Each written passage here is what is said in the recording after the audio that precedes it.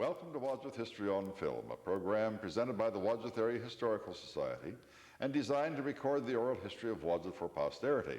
I'm Caesar Carino, your host, and our guest today is an old friend of mine, Clarence Hartman. Clarence, we go back at least, what, 65 years or so? At least. On school buses and neighbors and all of that. However, when we were growing up, even though you lived 1.5 miles away, you were still a neighbor. Yeah.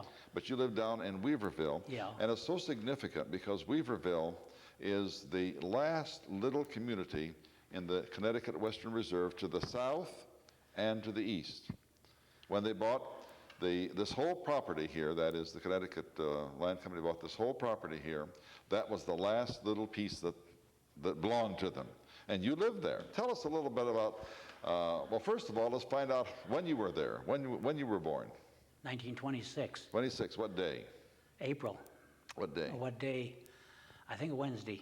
Wednesday, and what day of the month then? April? 7. April 7th, 1926. Now, Clarence, you were what, the youngest in the family? Yes. Yeah, you had 2 older brothers. Yeah. Tell us their names and where they are now.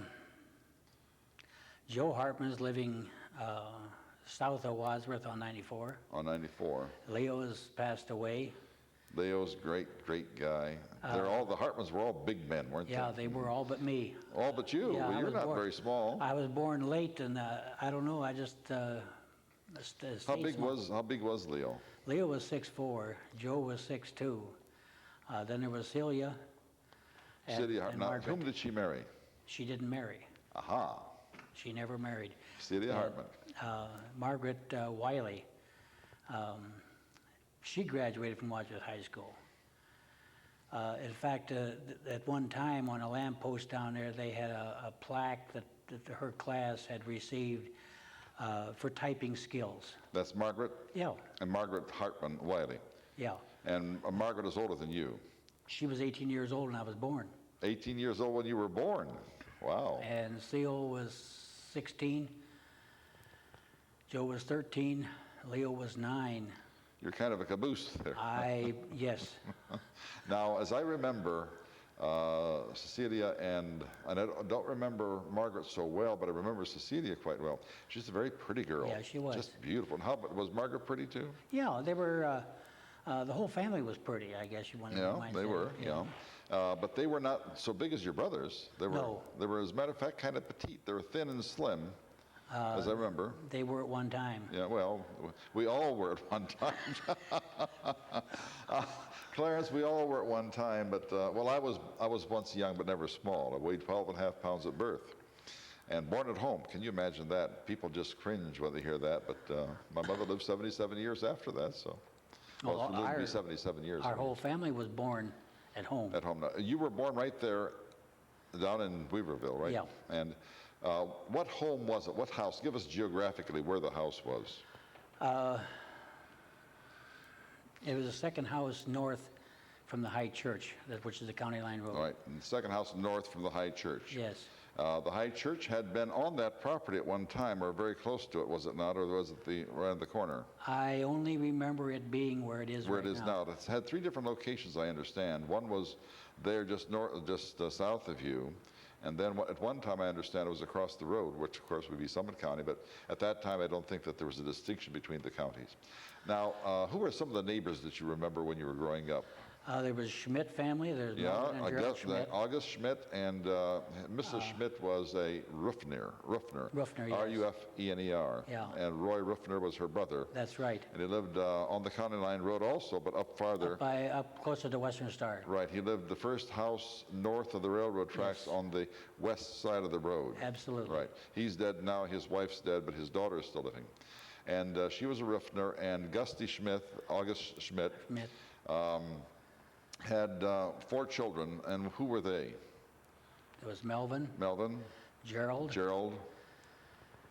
And the 2 girls. Joyce. Eleanor. And Eleanor. That's right. You got that right. Gee, I didn't think I could get that. Well, when you grow up with them like that, you know, Joyce and Eleanor. Yeah. Now, Gussie Schmidt is gone. Yes. They moved in 1949 to Silver Crest Road. Yeah. And the reason I know that is that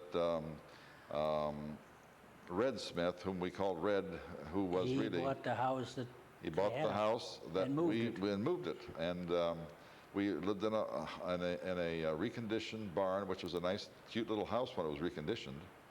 It was conditioned by John Mack, and in 1949 it was moved from that site about, a half mile west. And Red Smith, who was really Melvin Schmidt, Schmidt, bought it, and the whole thing, that's the moving and everything, cost $500. Yeah, something like that. Now you can't even get a person to make an estimate for That's $500. right. That's right. Now then, who were some of the other neighbors that you had there? There was Paul Garvin. Paul Garvin. Now there are two Garvin families there, weren't there? Paul Garvin had 6 girls. 6 girls. And who were they? Starting with I Eleanor. was going over in my mind last night because I thought you would probably ask the question. Catherine, I think, was the oldest, There wasn't was, she? Eleanor was the oldest. Eleanor was the oldest, then Catherine. Dorothy? Dorothy. Thelma? Thelma. Dorothy and Thelma. Grace. Grace is older than... no, I'm Grace, sorry. Yes, Grace came in after well, there was June. June That's came right. in after Catherine. June, then Grace, then Dorothy, then Thelma. Thelma. Thelma would be probably 65 years old now, 63. I don't know. I haven't seen or heard from them for years. And I think all of the girls are... I'd love to get all of those Garvin girls on the program if I can get them on. Then there was another Garvin family. That was Bence and Della Garvin. Pardon? Bence and Della. Della, you used to call her. Della. And they had 2 boys. 2 sons. Alvin Garvin and Bob Garvin. And Bob Garvin. Both they were passed cousins away. of the Garvins there. And there was another family there that was related through mother and brother. Mother and father, that is, the Welshes. Remember? Welshes, yes. They lived a little further back behind Bence Garvin. Yes, and I think that, I'm not positive whether it was the mothers were related or the mother and fathers were related. I'm not positive. I don't remember how they were related. I know Bence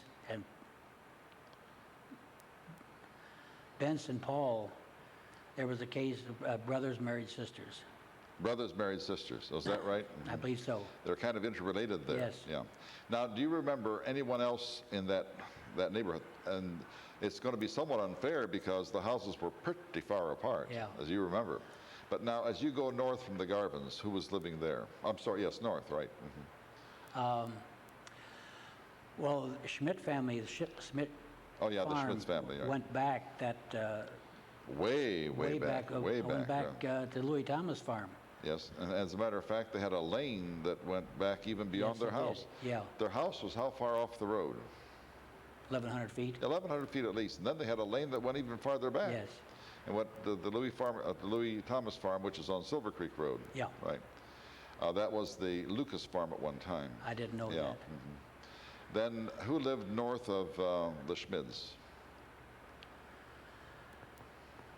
There was a family moved in there. There was went to our school for a while, Joe Marine. M-U-R-I-n. M-U-R-I-N. And they had Margaret and they had two girls and I think a couple boys, did they not? Yes. They lived there until Joe was the one who went to school with us. Till he came back from the service and they moved. They moved, I think, out to Arizona. Somewhere else, right? Yeah. But they were there for a long time. Margaret Mirren, and I'm trying to think of her younger sister's name. Is it Thelma Mirren? I can't remember their names. Right. They lived out that way. Now Across the street was Musser. Pardon me? Across the street was Musser. That was Summit County. Right, and they didn't come to our school because they were in the Sherman or the Norton district. Norton district, yeah. And they would have gone to Sherman Elementary School and then to Norton High School. Now, you had mentioned the High Church. Do you remember the people who would come to the High Church? Was that kind of a Sunday morning thing for you to watch people come in? No, we were to Doylestown in St. Peter and Paul's Catholic Church. You were going to Doylestown Yes, at the time, so yes. you didn't really become involved there. I remember every Saturday morning we had to walk to catechism, and in the wintertime we was snow drifts up to our waist or up to our shoulders, and we young fellows, we enjoyed plowing through that snow. with the Plowing through game. the snow. It was- And it's a good, what, 2 miles to St. Peter's and 2.5 Paul? miles. 2.5 miles, at least that, yes. You'd have to walk west on what is now Eastern Road. Yeah. And then south on Gate Street. Gates. And go down there about 1.5 miles or Yeah. so, and then it's on the right-hand side. Do you remember the coal mines in the area? My father, I knew where they were. My father had told me about some of the coal mines in the area. Right across the lane that goes back to Garvin's, right on the north side of that lane, there was an old mine slope. I was down in it, and a neighbor, Mr. Heaston. Marion Heaston's yes, father, that's right. right. Mhm. She They lives in the then- Wadsworth area Pardon yet. me? She lives in the Wadsworth area yet. Does Marion still live in the Wadsworth area? Yeah. I didn't realize that. I know that they moved from there to the Mills allotment up there north of, across from the auto agencies way back in there. Well, that's the last I heard of her. Yeah, If she's moved from there, I don't know Love where to see her again. She's a good friend of mine, Marion Heaston. she was. Yes, we went to school together. Lovely, lovely, lovely person. Well, that mine was open and some coal was dug out. I went down in there just for the fun of it. What do you remember about the mines? I remember going into a mine just enough to look at it, and it scared me to death. I didn't like it in there. In some cases, we had to crawl through a hole we could barely get our body Yeah. through. And They, they would put coal in a burlap sack and drag it out and Drag put it in the out. car. That's exactly right. And oh, mercy, can you imagine men having to go into there, dig coal, and the highest mine was 4 feet high. Yeah, well, They're all stooped over. the height of the mines was only as high as the coal was because they That's didn't right. really want to dig more dirt. They wanted to dig coal. Coal. That was the only profit product that they got out of that You bet. mine. You bet. And where did they take the coal? Do you remember how they got it out? They put it in a car and brought it out to at the top of the mine, and it was dumped and it was hauled away from there. And that was, I say, before my time. Did your dad work there? No, he never worked in that one. He worked in Sippo.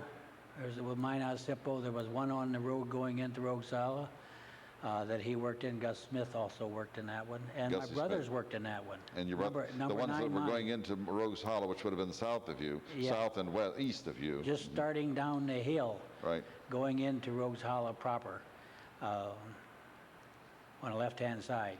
And Gusty Schmidt did the. What about Whitlam's? Were they involved there too? Whitman's? Whitman's. They had a farm up on top of the hill. I can't recall who bought that farm. Harder.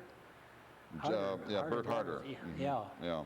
And he owned all of that whole section. And then Silver Creek Metropolitan Park bought That's all right. of that land. I'd like to get all the Whitmans. There are several of those people still living, and I'd like to get all those people on here too. Gusty Schmid was with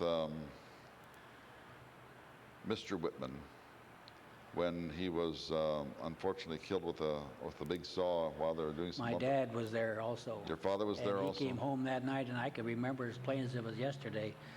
He was telling about they had a big buzz saw, Yeah, big buzz saw. and they wanted to cut one more piece of wood before they quit. It was starting to get a little bit dark, and he had kind of a raggedy sweater, and a branch caught his sweater and pulled him into the saw. And as my father said, he was cut Just horribly. clear across the front. Oh, He said mercy. you could look at, you could see. I always remember. He said you could see his heart beating. Oh boy. It was terrible, terrible thing. Just horrible, just horrible. I even hate to hear the boys hear that, but they know about it. They all Yeah. know about it. The Whitman boys and the girls,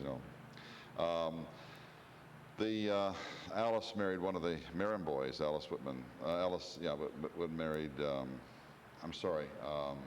One of the Marin girls married one of the Whitman boys. I got that right. Yeah, Alice. Now, as you remember the whole episode of people working in those days, this was Depression. Yes. How many other people from your neighborhood worked in the mines down toward Rogues Hollow? My dad's brother, Henry Schmidt. Your brother, your father's, Yeah. Henry Schmidt. Yeah, that Now, was. how was Henry Gus- Schmidt your dad's brother when your Wait a name was minute. Hartman? No, Wait a minute. no. Wait a minute. Brother-in-law. Brother-in-law, Yeah, yeah. because Gus Schmidt Schmidt.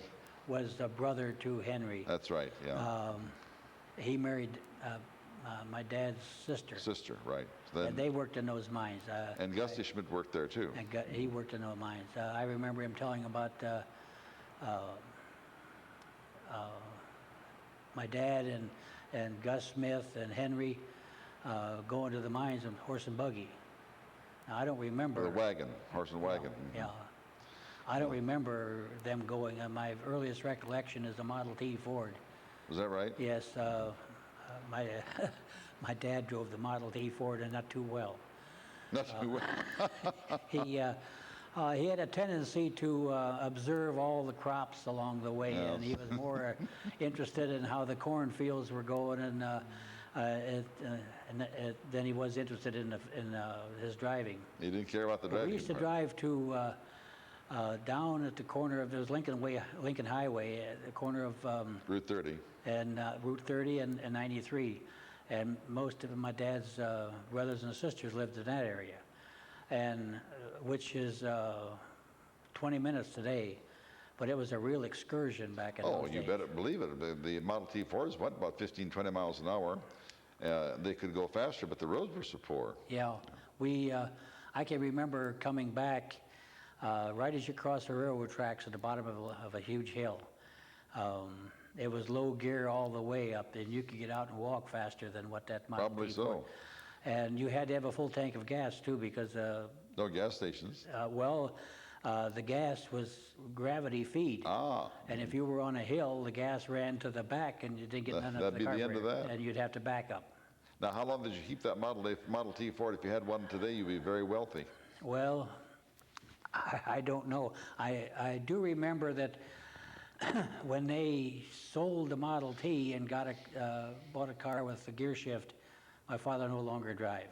He would not drive. He wouldn't The Model attempt. T had 3 pedals on Yeah. the floor. He wouldn't attempt to drive one with the gear shift. I remember one day my brother Leo was teaching him how to use the gear shift, and he went out of our driveway, across the road, right in the ditch the other side. And he said, That "I'm was done. it. I won't try it no more." No more. What kind of car was that? Do you remember? Chevy. What year do you think? Oh boy, More than likely it was not new. no, I can't remember. Kind of a square boxy thing. Yes, Probably 27 or below. yeah.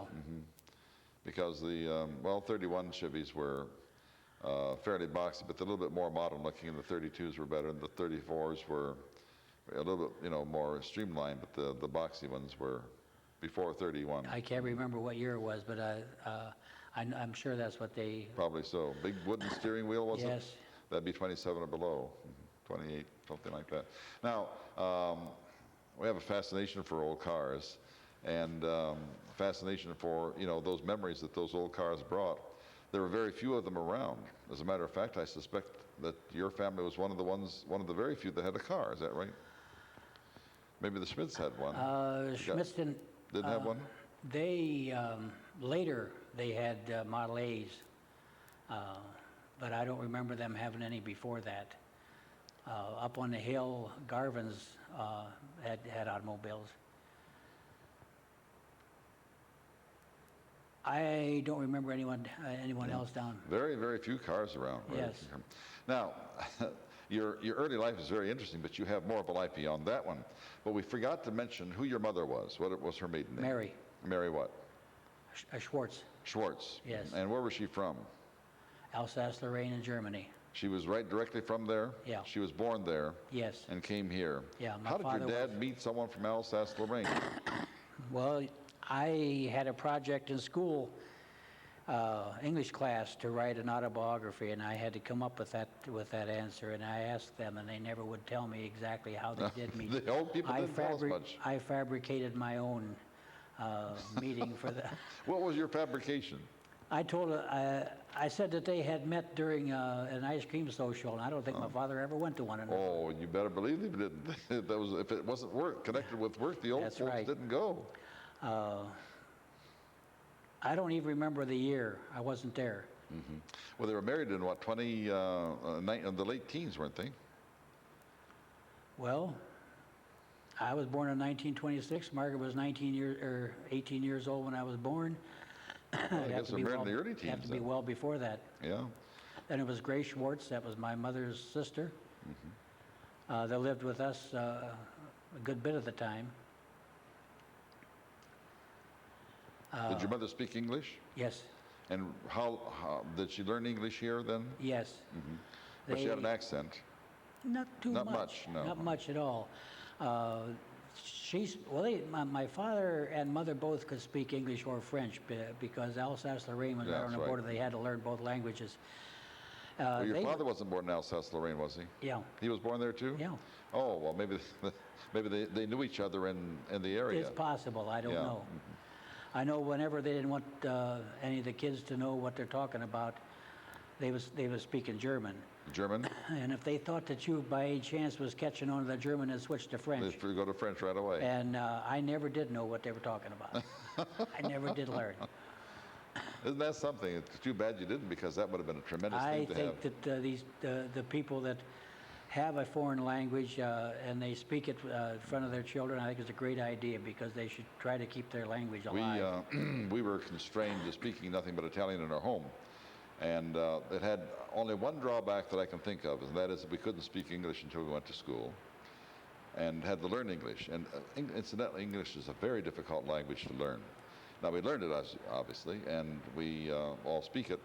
But to this day, when I think of my parents, and I'm communicating with them, they're both dead, obviously, and and I'm communicating with them in my thoughts. It's in Italian, obviously, because we never spoke anything but Italian at home.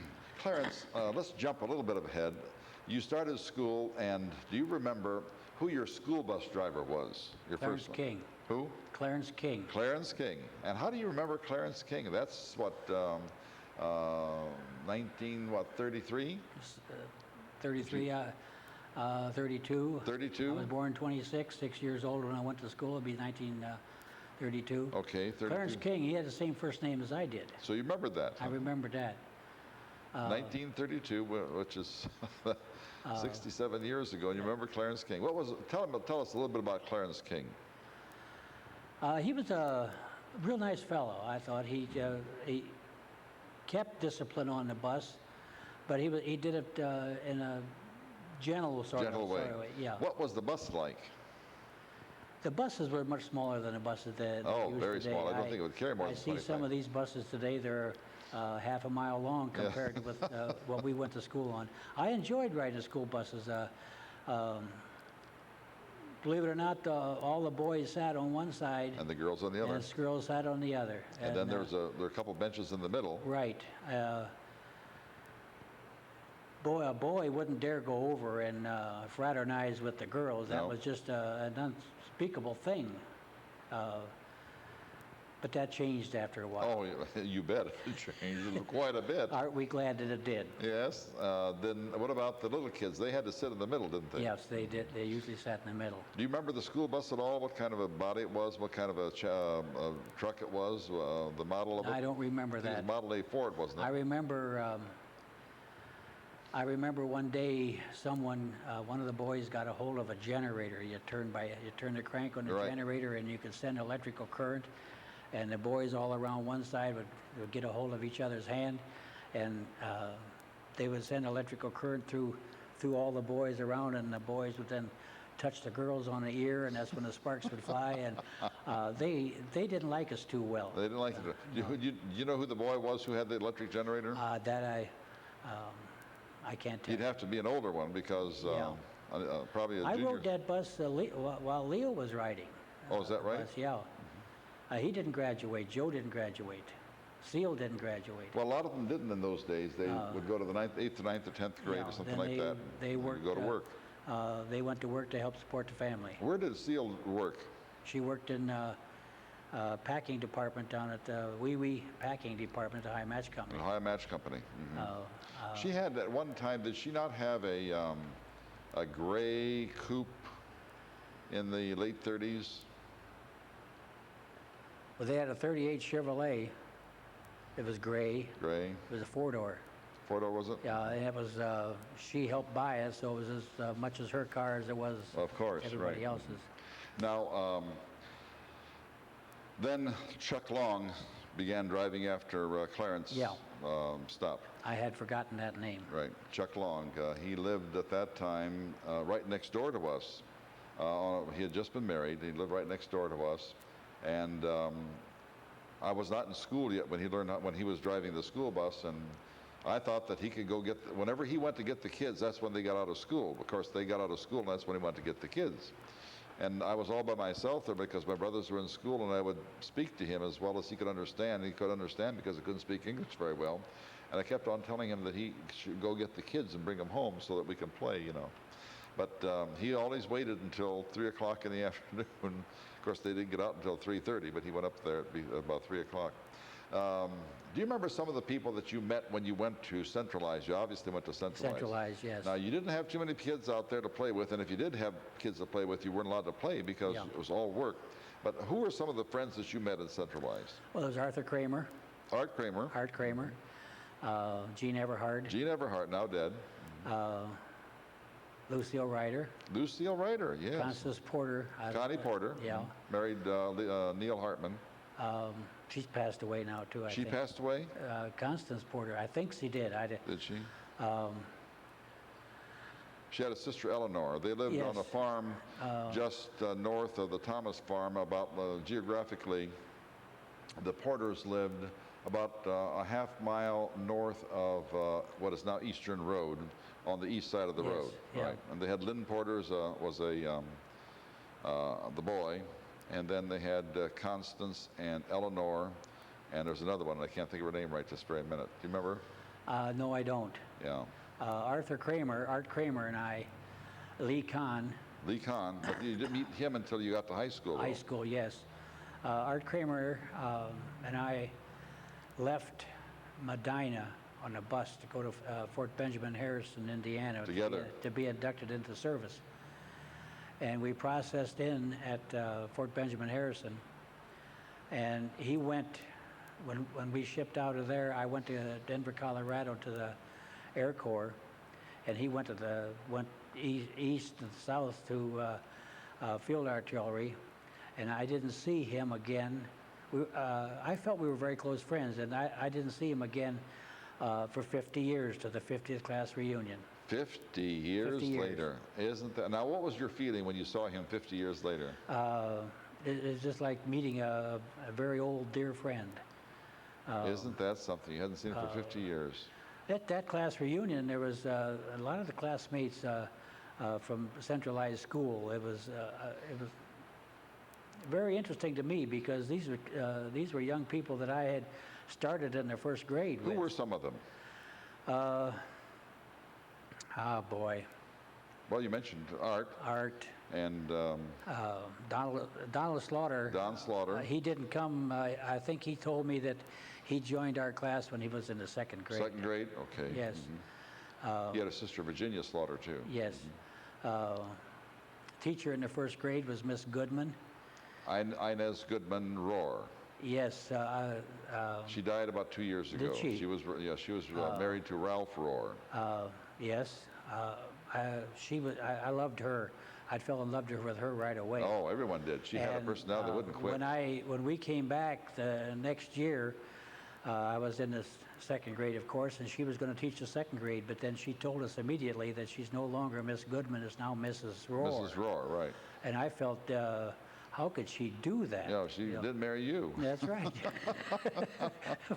What foolish things goes through a mind of a 6-year-old? You know? Oh, that's so true. I still remember my son being told that a secretary of mine was going to get married, and he started crying. He was only about 3 or 4 years old, and he said, "Oh, I thought she would wait for me." She's 30 years older than he is, but he thought that she would wait. Well, about 20 years older, but she thought that she would wait for him. That's true. We do have those kinds of, and you didn't care whether she was an older person, and she had to be, what, 25 or so at the time, or about that. Yes. They had then, they adopted one of the nicest girls that ever walked the face of the earth. The Roars did, and then they had 2 children of their own. Both Roars taught at Centralized. He taught in the upper grades and she taught in the lower grades. Yes. I remember they had wooden structures outside. Yeah, the chicken coop. The chicken coop, we called it. Right. That was a shop class. That's right. And we made everything. Do you remember who the shop teacher was? We were talking about this at the picnic the other night, and I can't remember. I think it's his name. Richard Boyd, I think, yeah. I think you're right. That's right. It seems to me that might have been Richard Boyd. He put in a foundry, and this was fascinating. He set a foundry up in class, a blast furnace, and so on. The blast furnace was run with a vacuum cleaner, Yeah, a blower and a vacuum probably cleaner. made a foundry out of parts. Yes, you can he be did. assured. And I still have at home a little anvil, the bust of Abraham Lincoln, and a few things that we made in that class. Isn't that something? I remember, maybe Art won't want me to say this, Art Kramer. He had fashioned a knife out of a file. Mm-hmm. And he made a handle, and he was going to cast that handle onto the knife. Maybe I shouldn't tell this. Oh, he won't care. He was on the program. I know earlier. he was. It came out fine. Mm-hmm. And he tried throwing it, and what had happened is the heat from the melted aluminum took the temper out of the knife, and as soon as he threw it, the handle broke off. Ah. That's a happening a long, long time ago. Right. Now, as you went through high school, there, from Centralized to the high school, who were the new friends? You mentioned one, Lee Kahn. Lee Kahn, I met Catherine Burliak up there. Catherine Burliak. She was in my printing class. See right behind me. Oh, you know, you're the first person we've had who was in the Wadsworth High School printing class. Tell us about the printing class and who the instructors were and how it was worked and what you did. Al Brightman taught their printing class, and Bob Gerstenslecker had the senior class. And as see in that class, there was Catherine Burliak, Joe Recupero, Stanley Early, Tug Weber, Jack Kassenheiser. What was Tug's real name? I don't know that I've ever called him anything but Tug. You ask good questions. I just saw that the other night. And I forgot what Tug's real, but I'll find out tonight. I'll guarantee you I'll get a phone call, and it'll be Tug's what real name was, but I never called him anything but Tug. Me too. Excuse me. There was Robert Yoder. West of town. Ruby Price. Ruby Price from South End. Jean Ann Strauss. Was Jean Ann Strauss Allen? Yes, right. She married Alan, light brown hair. Oh, Gad. Can't think of his first name right now. Alan. I don't remember either. I know him. Jerry Shannon was in that class. Who, Jerry? Did I mention Jack Kassenheiser? Jack Kassenheiser. Mm-hmm. Did you say Jerry Shannon? I think that was, she was in the class, yes. Mm-hmm. I'm trying to visualize the class picture I have at home. Mm-hmm. Joe Recupero has passed away. Yeah. Stanley Early, I don't know where he went. The Bedford Heights, I think he's living. He lost his arm. Yes, he did. You know, Stanley Early was one of our Afro-American, wonderful guy, just a great guy. All of those Earlys were. Yeah.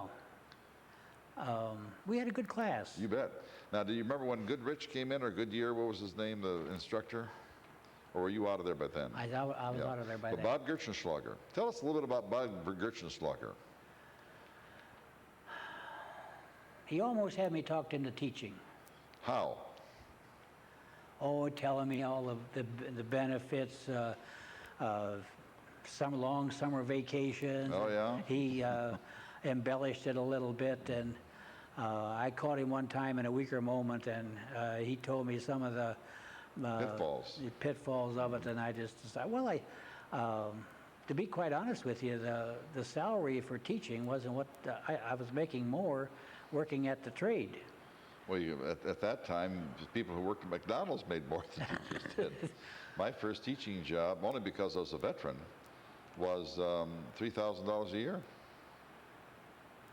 And there were those making less than I. Yes. As a result of that. Of course, that was 45 years ago when I first started civilian life. Did you take the print shop with you as a career? Yes, I did. And what did you do?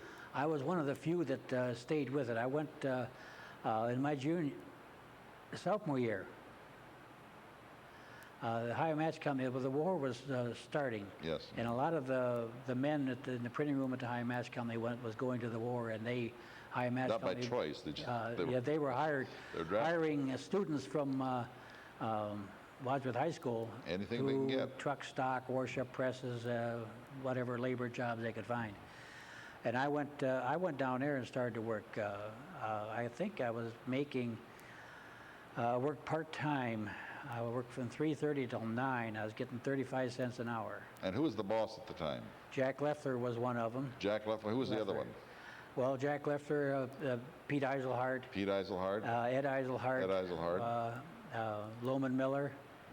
But I didn't meet them, I think, until we come back from the service. Was Bill Fishnick down there at that time? But not in the printing room. Not in the printing room, okay.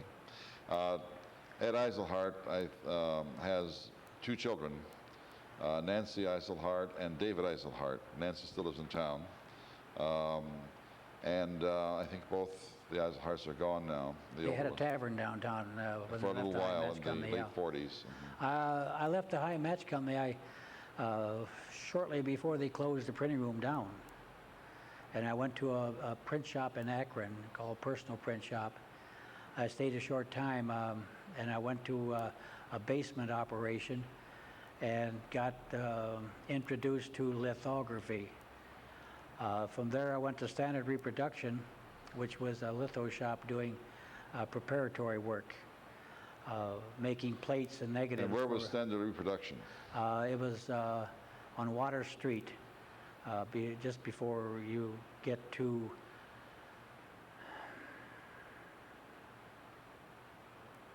right behind O'Neill's parking deck. Right. Mm-hmm. I can zero it in that way. I worked there for a while, and they were going out of business. I went to High Litho Process, which was on the corner of Water and Cedar, and I worked there till I retired. How many years were you in printing then? At least 45. Tell us the changes in printing from the time that you were at Wadsworth High School print shop, all the way till when you retired. Oh boy, how much time do we have left? That's right. At the High Match Company, that was what they called letterpress. It's printing from a plate. When I went into lithography, you print from a plate to a rubber blanket, and rubber blanket to the paper. It was a process we're using chemistry with ink, and as they said, ink and water don't mix. And that's right. It printed on the rubber blanket from there onto the paper. I wasn't in the press work end of it. I was doing camera work when I was in lithography at the Standard Reproduction. And the last place I worked, I worked on a laser scanner. The scanner transparencies to make the printing, the negatives that you could print with. What we used to do, it would take to make the half-tone negatives, we had to go continuous tone. These were all done by hand, developed by hand, fixed by hand in a tray. It would take approximately 4 hours to get a screened negative, and with a laser scanner we could do that in 15 minutes. No kidding, 15 minutes. See, we were doing one color at a time, one continuous tone negative, and one positive at a time. With the scanner, we were scanning yellow, magenta, cyan, and black, 2 colors at a time, which was unbelievable. Unbelievable is right.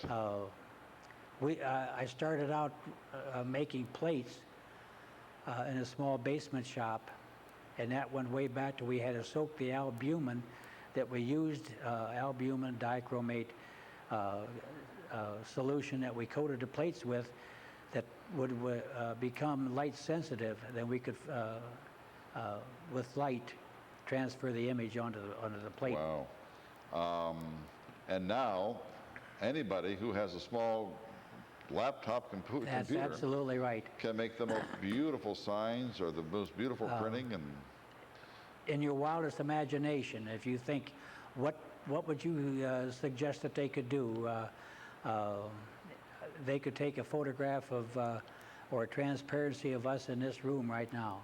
And if they say, well, we're going to get Hartman out of that with a little stylus, they go around and pull me out and put the background back in again. It's unbelievable to go back and see what they can do today. My wife tells the story that she really was impressed with. The Planning Commission has a new member, and I'm so sorry I don't know his name right now, but he has this technology, and I don't even know what they do. But anyway, they were trying to visualize what Akron Road would look like if it didn't have telephone poles in. So he got a picture of it, and with his little stylus, you call that whatever, took the telephone poles out. And then what would happen if we were to put this in, and they would put that in? They can make that thing look like anything. I'm looking for that man so that he can take a picture of me and make me look the way I'd like to look. A long time ago, if you had a photograph of a scene, that was proof that it happened. Yes. That doesn't mean anything today because they can put anybody in, take anybody out. They can make it look however they want it to look. That's exactly right, and that's one of the big things that has happened in photography. We're going to run out of time, and I want to sneak in here. We'll come back to this in a second, but I want to sneak in here. Married life and children, grandchildren, because if I don't, I'll get clobbered because the grandchildren want to hear what Grandpa said about them. Marriage, start with there. Start with marriage. I married Charlotte Ball from Rittman. Charlotte Ball? Yes. B-A-L-L. B-A-L-L. Met her at the High Match Company. It was doomed to die in a very short time, just slightly short of 7 years. Then I married Vivian Pelfrey. She was... Charlotte died then? No, Charlotte's living in Florida. Oh, what did you say? We divorced. What did you... Oh, you divorced. I see. I'm sorry. Okay. And I married Vivian Pelfrey, and we were married 43 years, and she passed away 2 years ago. Oh, my. Well, not quite 2 years, August the 5th, 1997. I had 2 children with Charlotte, Larry. He's living in Orlando. He's a pharmacist. Well, he sells pharmaceuticals for Glaxo. Linda lives out in Lodi. And Vivian... And what's her married name? Her married name is Linda Swiat. Swiat, S-W-I-A-T. Swiat, S-W-I-A-T, okay. And then we have son Tom that was born November the 4th, 1954, somewhere right around there. And he is not married at the present time. He has gone to school. He's got a master's in physics, and he's working on a PhD. Oh, really? Where? And he's taught at Akron U and at Kent State while he was getting his master's. And his first name is what? Thomas. Tom Hartman. Thomas Allen Hartman. Huh. I can't place him right now. When did he teach at the University of Akron? Oh boy. Of course, we had 1,200 professors there. Yeah. So.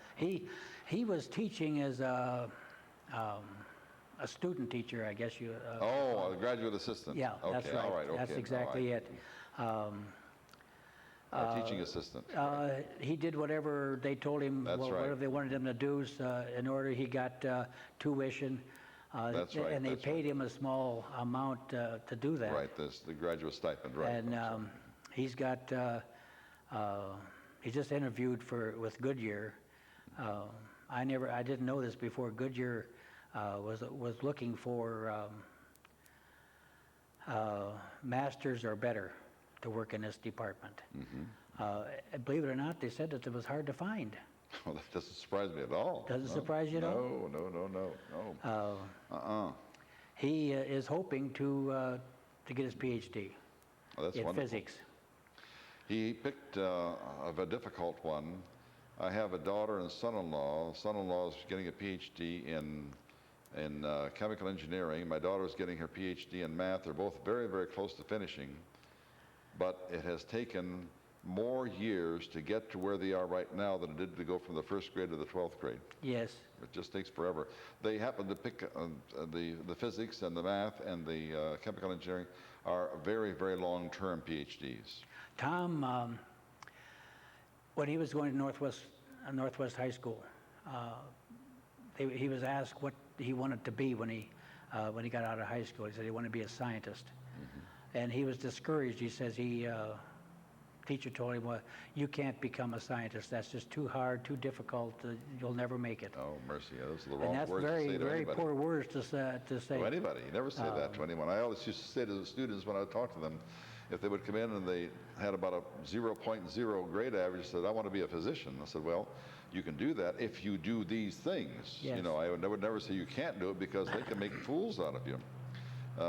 Pretty soon, too. It seems that he's been going to school half his life. Well, that's true. I was in school continually for 25 years. Yes. With the exception of the service. When I was in the service, I wasn't in school, but we don't count those years because we didn't choose them. That was a section of the tape of life is cut out and thrown away. Well, unfortunately, you can't throw it away. No. But those 2 years excluded, I was in school for 25 continuous years. I had 27 actually, if it would have been for the 2 years in service. 2 years right to the day in service. But I was in school continually until then. And, my kids have been in school forever too.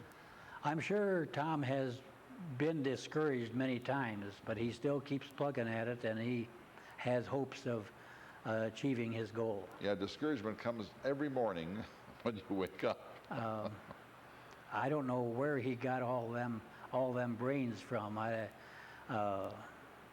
went through centralized on the condition I could went from one grade to the next on the condition that if I can do that grade, then I could stay. But if not, I was going to go back.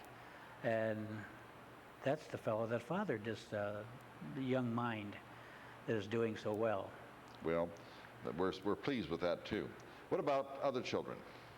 Let's see, there's Tom, there's Larry and Linda. Grandchildren is Adam, Swyatt, Samantha, Lee Matthew. They live in Lodi. Swyatt. Yes.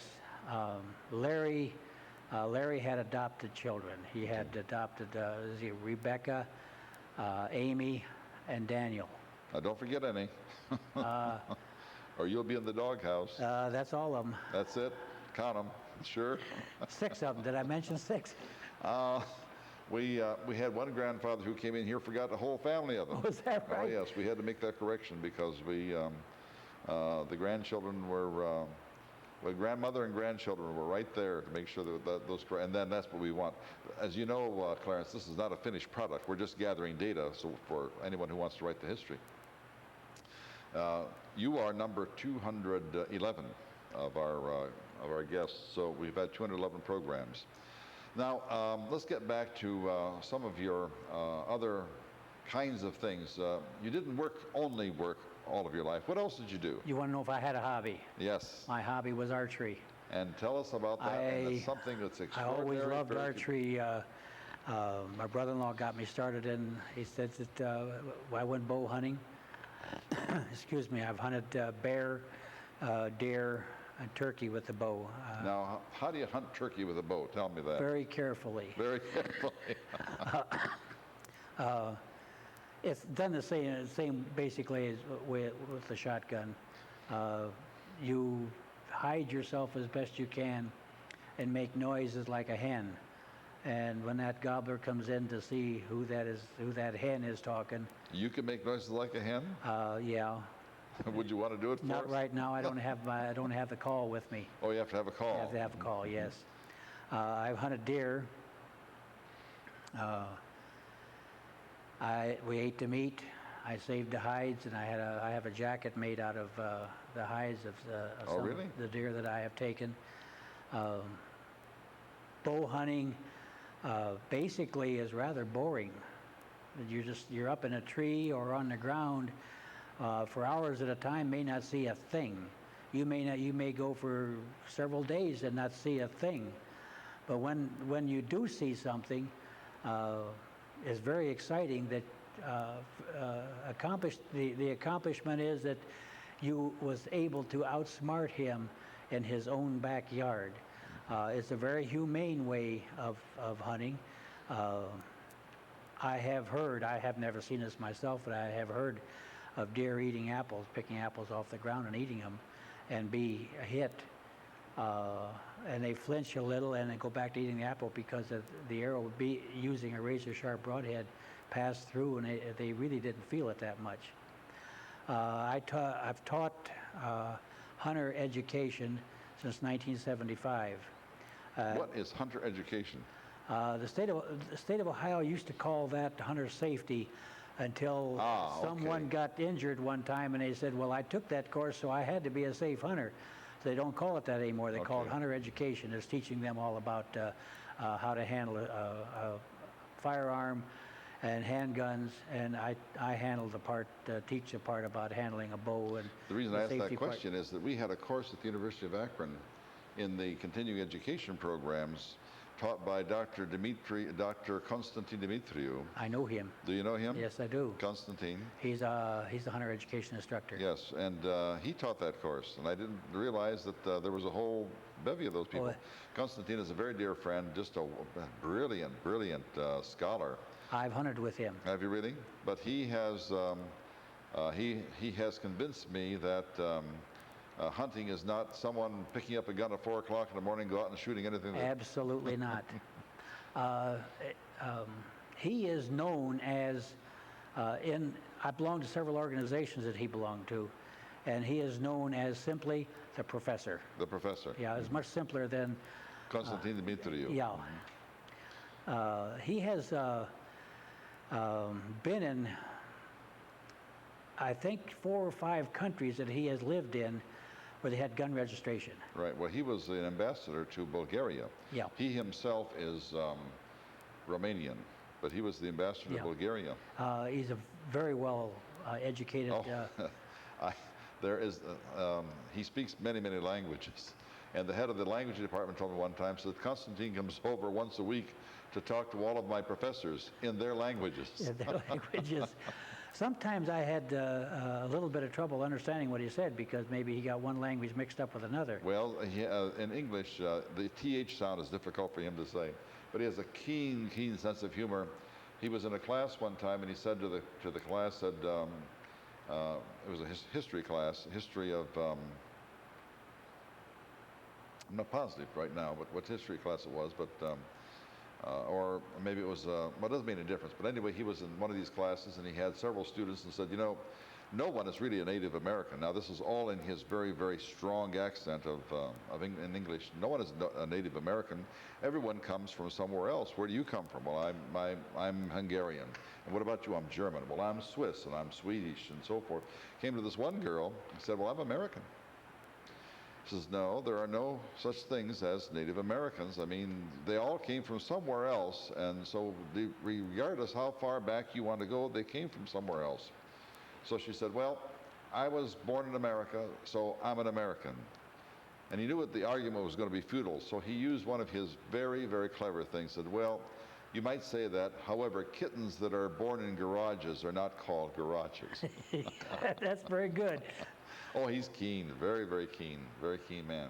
But he taught hunter education. Now tell us about your experiences in hunter education and what we do and whom we teach and how we teach it and what is it, see? I have taught about 12 years in an alliance at Stover Park, about 45 to 50 students at a time. And I've had grandparents coming in there, bring their grandchildren in. Even the grandparents would take the course. And what is the first thing that you tell them? Don't shoot? Don't shoot your hunting partner. That's right. Absolutely. The firearms instructors are teaching how to handle a firearm, how to carry the firearm, how to know your target, know what you're shooting at, game identification. After you get the game, how to field dress that game, how to prepare that meat, how to take it home, so that we'll still All of that. be fit to use And after what you get about there. with the bow and arrow? Do you teach that? We teach the bow, and there are many kinds of them today. The bow, the nomenclature of the bow, the arrow. We talk about razor sharp broadheads, safety in a tree, and that's one of the things that there's been an awful lot of accidents. People fall out of tree stands. Many years ago, right at the beginning of the manufacture of tree stands, people didn't use any safety harness of any kind, and there's a lot of people that are injured today. It's a real science. Game identification, blood trailing that animal, how to take care of it as soon as it's down, how to scout, what to look for, among other things. How long does the course go on? How many hours? It's usually 3 hours a night for 4 nights. Oh, wow. 4 nights, and You can talk for 12 hours about hunting safety. then the 5th night is graduation. Oh, you have, isn't that something? Now, are you a certified, Yes, and who certifies you? State of Ohio. State of Ohio certifies you. I want to bring in one more thing. Okay. I'm on the board of directors of a wildlife center down at Sipple Lake. I helped get it started, and helped set up an archery program down there. We teach young people between the ages of 8 and 15. We have targets set up. They come in. We give them the basics on how to shoot the bow. And some of these young people come in there. They don't know which end of the string to put the arrow on. Really? Which end of the arrow to put the string on the string. And at the end of a 3-week course, it's 2 days a week for 3 weeks. And at the end of that, they graduate. We hang balloons up with prizes on paper inside the balloon. And believe it or not, they have a very good time breaking balloons and checking for the prizes that they won. It's a satisfying thing. Archery has been very good to me. I've enjoyed it very much for 35 years, and I'm trying to pass it on to someone else. And you still can do it? Yes. We're going to run out of time. I have 3 or 4 more quick questions here.